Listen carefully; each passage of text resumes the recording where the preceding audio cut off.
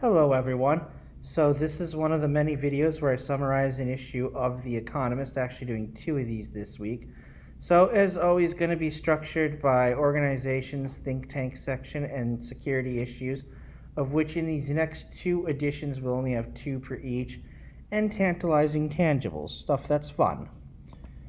Alright, I've plugged it. Link's going to be in the description. Over 160 resources cataloged of think tanks that cover everything from gun policy to immigration to you pretty much name it. So, security issue, of course, we got elections coming up, and media bias could be a problem, although it doesn't seem like it's going to be as much of a problem as some people may have thought. Obviously, there's going to be misinformation campaigns, but the problem is that people have already been sort of in their own bubble. The internet allows folks to do this. Now, overall, studies have shown that the media does skew to using language that could be considered more democratic than conservative. But overall, it's not changing that much, because if you're somebody who thinks Democrats are part of an evil Kabbalah or something like that, or thinks that anybody who says they're conservative or Republican is really a Christian nationalist terrorist, you're not going to be really persuaded by a post on Facebook otherwise.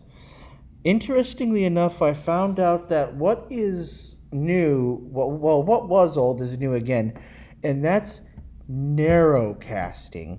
So apparently narrowcasting was the name of media that was first in America when we were colonies, where you tried to write to appeal to a specific partisan group. And I find it fascinating that, we've changed the technology, but we haven't changed the people. And actually, nowadays, the technology has allowed us to narrowcast. So, the Iran regime collapse. I feel that this is a bit played out because everybody's been saying it for so many years, and it's become such a bandwagon when it does happen, because regimes do collapse. I was the person who was right. Well, so was everybody else. Now, this is very interesting because it seems Iran has supreme rise to power. They control a huge swath of the Middle East. They control Iraq, which is very sad.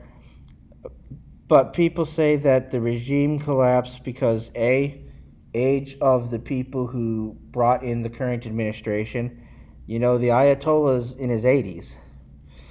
People point out that the dominance is really a last gasp of a dying power, and this reminded me of a theory of violence by Hannah Arendt that essentially argues that violence, despite what we might say, doesn't necessarily create nations, but it can be an indicator that a nation is on its way out when it gets increasingly violent. And there's no doubt, especially after the recent uprisings and rebellions and whatnot that happened in the country due to the morality police.